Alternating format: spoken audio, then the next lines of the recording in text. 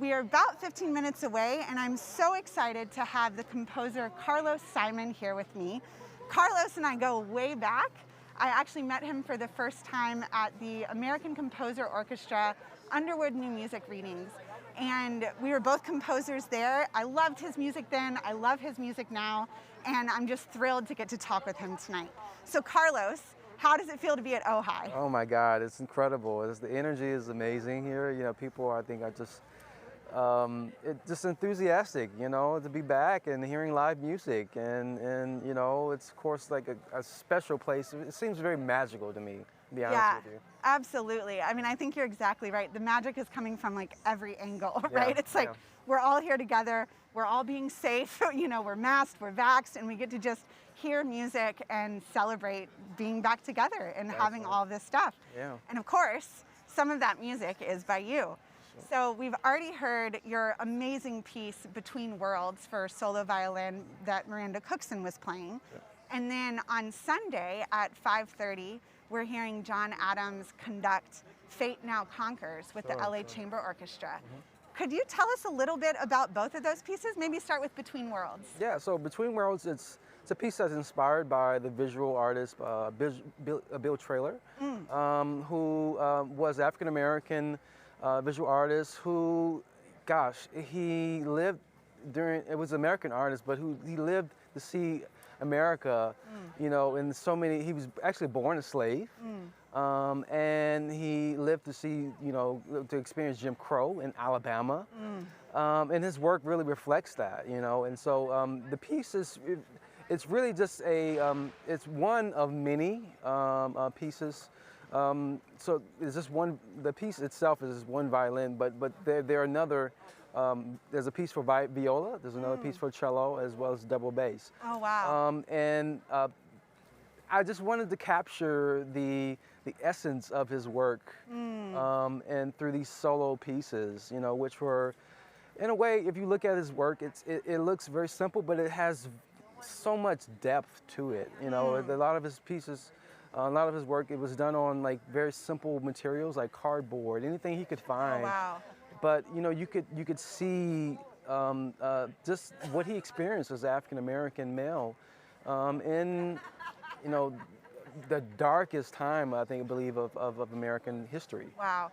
You know, it sounds like that's such an evocative thing to respond to musically, and that it really spoke to you. You know, I mean, I think there's obviously a lot of artists that have responded compositionally to visual art before, and I think that it can be so helpful musically to have that sort of inspiration. Yeah, you know? It's incredible, and I find similarities in his work. He was self-taught, but I'm not, well, so there's a bell. it's a very tonal infamous bell, Ojai right? bell, right? Yeah.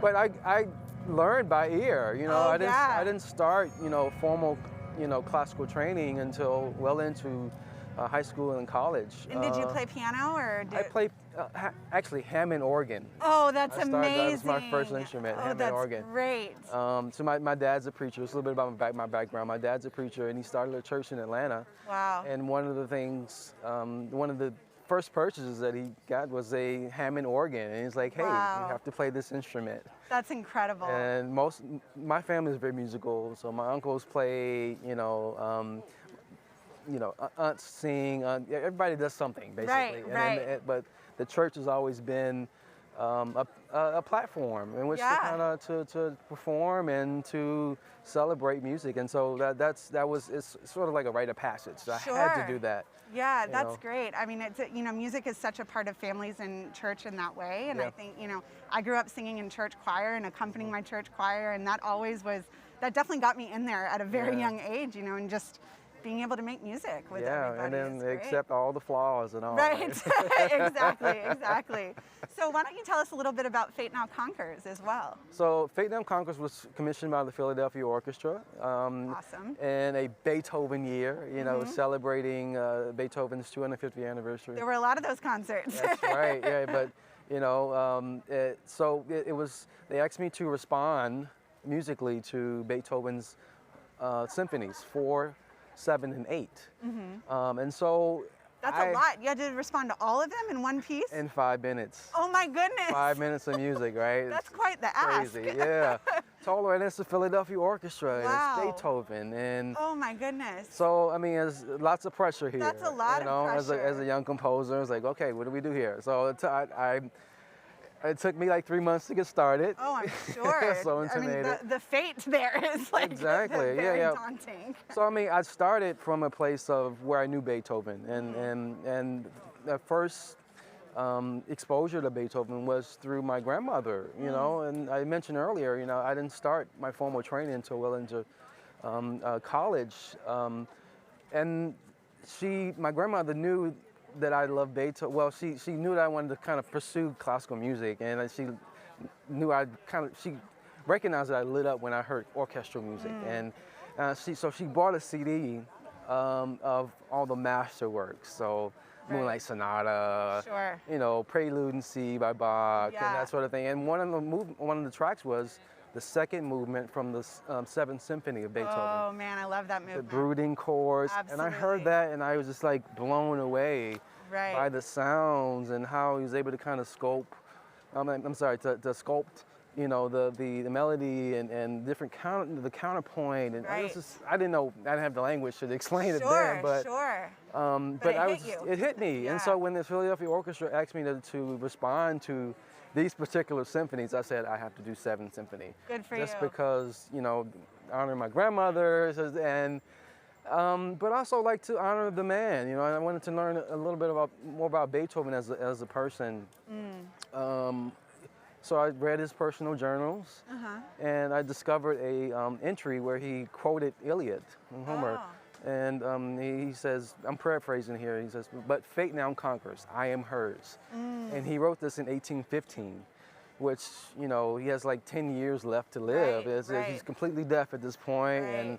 and has very little time to live. And so I just imagine that he was thinking about the future of his work and Sure. the future of his music, and fate now conquers. Who knew that 250 years from now, well, from the time that he was born, that we would be celebrating him Right. in this way. So Right. only fate can do that, right? Exactly, Yeah. exactly. That's amazing. I love how you're responding to both the personal side of your story and then also the historical side of Beethoven's story as well. And you know, that makes the piece uniquely yours, which is really great. Is there anything that we should listen for that you're like really excited about in the piece on Sunday? Yeah, well, I mean, of course, the fate knocking, that starts the Ba, piece. ba, ba, ba. Well, no, 2, bum, bum, right? Okay, It just all kind right, of got knocks it. you, right? And then you hear like flourishing and then the strings and the woodwinds, and mimicking this idea of fate.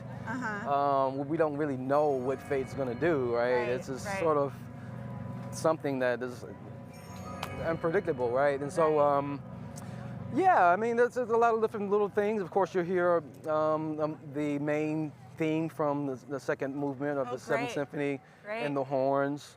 Excellent. But it kind of shifts into something different after that. as Yeah, a it's got to be full quote. Carlos, right? Oh, gosh.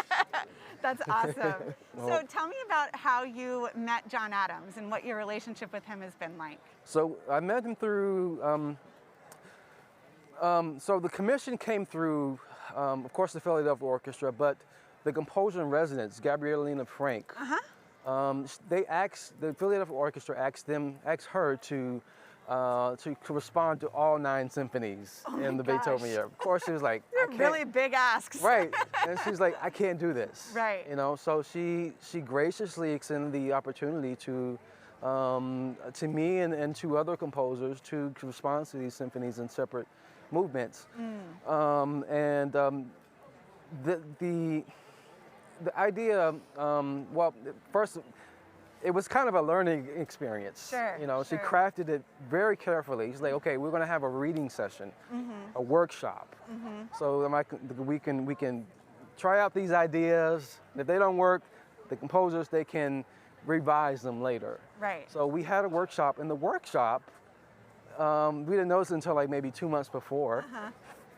John Adams was going to be in town the week of the workshop. Just put a little more pressure on that. You know, it was so intense. That's great. So, and that's how I came to know John Adams. He was very gracious. Amazing. During the whole workshop, I was so scared. I was scared to death. Oh my gosh.